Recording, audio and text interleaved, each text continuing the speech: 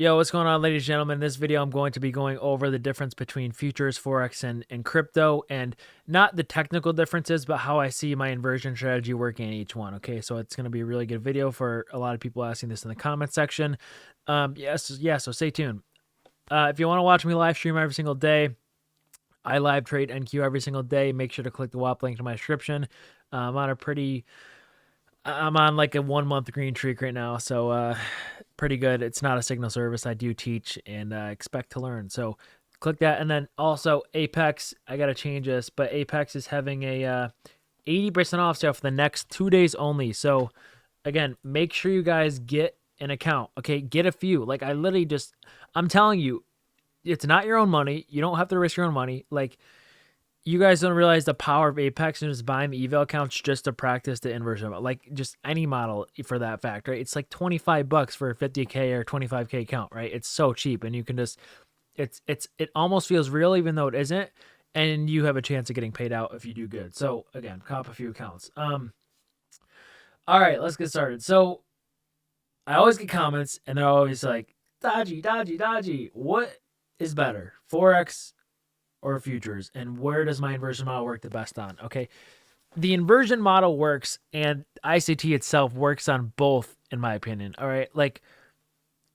nothing's not gonna work. Like, if I go to like lean hog right now, okay, if I go to futures and I go to some random like this, okay, like, the inversion model is going to work. Okay, like, it's just going to work and everything. It doesn't work with the degree of accuracy on some stuff, though, and you kind of have to change up the stop loss. So, in my experience, okay, I think NQ is by far the cleanest, all right? NQ is by far the cleanest, okay? You can see my spammy executions on the 4-hour chart on a paper account, but I think NQ is the cleanest, all right? Why do I think that? Well, I actually used to trade ES, like, back in 2021, and ES used to be better. Like, ES was always the better one. I traded it way back here. I think it was like 2021 kind of area right here, and it was better. It was more volatile. It was stronger. And once VIX kind of went down, like, again, you can see there's a lot of spikes during this time, and this is when I traded ES. Okay, so this is the volatility index, if you don't know, and ES was great during this. And since there's been no spikes on it, and VIX has been so low, and I can't trade ES anymore. Okay, you're going to see textbook inversions on ES just fail, and they're going to work on NQ. Okay, like, I don't know how to explain it. Let me see if I can find one here. Again, with ES, it's just, you can tell it's a lot more barcodey, a lot less volume, and ES is great. I understand that ES is great to a lot of people. I can't use it with inversions. It's too sloppy sometimes. Okay. Yeah, so if you're trading ES, that's fine. Just, here's what I'll say for ES. So I'm not sure if I'm going to find an example, but what I would say with ES is, if you do take an inversion setup on ES, what you want to be doing is make sure that, you're doing the stop loss at the low. Do not do a close below, because a lot of times with these ES inversions, I'll see us close above and then back below and then back above again. Okay, you really can't find an example here for some reason, even though I've found a million examples in the past million years. But like, you'll find an ES where your bias is right, but what happens is we'll close below, then close back above, and then close back below again. Okay, and again, I can't really find an so like right here, for example. Okay, again, like here, we close below, then close back above. On NQ, this fair value gap is going to be respected most of the time. Okay, like, again, I'm trying to explain the best I can, but all I'm saying with ES is there's like, it's more barcodey. Okay, NQ is not as barcodey as this. You're going to get sloppy price action, sloppy closes, and if you're using the inversion model specifically, I would not suggest doing the close method I do, because ES will stop you out more majority of the time. What I would do for ES is put a stop loss under the low, right, under the OB. Do not put a stop loss under the close of a fair value gap, because a lot of times your bias will be right, but will close under, then close back above. And that's just a character trait I find with ES, okay? So if you are trading, like if you do buy an Apex account or whatever, trade NQ. This is going to be your best bet. Now, that doesn't mean don't look at ES. You still have to look at ES, right? Today, there's a clear SMT today that if you weren't looking at ES, you would have missed, right? So up here, ES took out these highs and NQ didn't. That's going to happen sometimes. But volatility wise, NQ is still going to be better. It's going to be stronger. It's going to be more aggressive. It's going to be much better price action.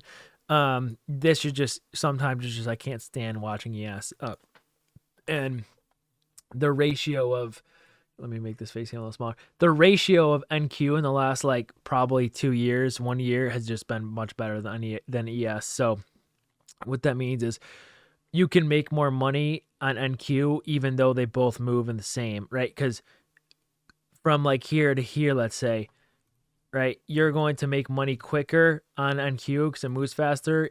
And I get it that 1 point is less than a point on ES, but the ratio of points and moves are just better. Okay, that's what I'm going to say. So that's my thoughts on futures. I just think NQ is better because of that. ES used to be better, and I will go back to trading ES at some point. Just I can't now because VIX is just so low. It makes it really hard to trade ES because it's just not volatile. So until this kind of spikes up like how we were getting like last year, 2 years ago, like when we had all these spikes, I'm probably not going to touch ES. So that's my thoughts on those futures. Now, comparing futures to Forex. All right. If you want to trade Forex, okay, first of all, a lot of people don't know there's Euro USD futures, which I do not recommend.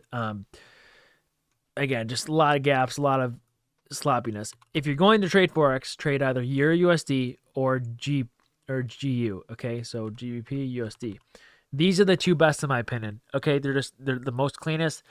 But when you're trading Forex, and I don't care if you trade like odd JPY, like CAD JPY, whatever, my recommendation for Forex is GU and euro are the cleanest. Okay, you can make money on those. You don't need to look at the rest. But if you do trade Forex, what I would do is if you're trading my inversion model, I would suggest putting a stop loss at the high or low. You have to be very careful with putting a stop loss like a close back above or below, because I notice Forex during some times will close below, then close back above, and it still works, but you would get stopped out based on how I do it on NQ. So let's say, let me see if I can find an example real quick. Let's see here. Right here, perfect example. Perfect. Look at this. There's a clear fair value gap here. Oh, never mind. The body does hold here, so not what I'm looking for. But again, when you do a stop loss on NQ or whatever, if you're taking inversion, my stop loss is typically closed back above. That means I get out, because on NQ, what I've noticed is we typically just stop me out anyways. Now on Forex, what I've realized is if we have an inversion, we disrespect it. A lot of times, like Forex will almost hit the price target and then go back up, then go back down. And the break even and just a stop loss method for inversions on Forex isn't as great. Okay, it's still not bad, but let's say I'm taking a play here and my target's still sell side. And let's say get in on this retracement. Based on my break-even method, I'm moving my stop to break-even here because it makes a new internal low and it hits it. And we also hit this internal low. All right. And with what I notice on Forex and gold and all these other things that are not on Q is price just seems not to go and hit this, right? It hits the first target, goes back up, stops you at a break-even, and then hits. So my one recommendation if you trade Forex, make sure I would be looser with the stop losses, and I almost wouldn't do my break-even stop method. I mean, you're going to have a lot more break-even trades for Forex because a lot of times this is going to happen, and you're also going to have a lot more stop outs if you do my close, okay? There's going to be times where, yes, this is respected, but I have seen a lot of times where Forex just is not clean, like we'll close back above and below. Let me see if I can just find another example. Let's see. Right here is a perfect example right here. Right, price closes above this, but then we close back below. See this? And this is what I don't like with Forex. So my entry is typically here, and my stop loss will be closed below. So on NQ, I would get stopped out here. So in Forex, I would actually put your stop at the low and then just target a higher R or a higher target or whatever it may be. All right, that's what I'm trying to tell you about Forex. Okay, now you can try it. You can try my typical stop loss method and break even, but look, see how it works. Then it comes back down, stops me out of break even, then goes up. That's just a character trait of Forex. So it's really up to you, but my break even method only works the best for NQ. It still works for Forex, just not as much. You're going to get stopped out of break even a lot. Like if you trade how I do and we hit this internal high, you're going to get stopped out of break even. That's just how it is. Okay. So hopefully you get what I'm trying to say here. But Forex, you're gonna have to be looser with the stops a little bit. Put your stop or put your stop at a higher low if possible. If it's not possible and the low's way down here, then yeah, move up your stop and maybe do a close below. But that's only gonna apply if the low is way down here and then we get the inversion. But that's my recommendation for that. And I would try doing Forex without the break-even method, because a lot of times what'll happen is you'll be right and we'll hit that internal high and then we'll go down top of your break-even and then we'll go back up. And it's really annoying. Yeah, so my inversion model does work. Long story short, on Forex, just it's a little sloppier, okay, but it does still work. And then crypto. Okay, crypto, do not go below the 5-minute time frame. Okay, the 1 minute it's just garbage. Yeah, just do not use the. You can trade my inversion model crypto on the 5-minute above, but anything below the 1, do not go on. Right? There's going to be, like, there is a lot of textbook inversions that happen in the 5 and above, but the 1 minute is just garbage. Even this is just complete garbage. Okay, obviously it's not a time you should be trading, but like, I mean, this is textbook right here. But long story short, my inversion model does work on crypto as well. Okay, you can just see this is a clear textbook setup. We take liquidity here, and we hit the internal high, and then we go higher, right? So it does work in crypto as well. But the moral of this video is it's the best in NQ. NQ is the cleanest. NQ expands pretty quickly. Doesn't do any of that break-even thing that goes back to break-even, then stops you out, then goes to the target.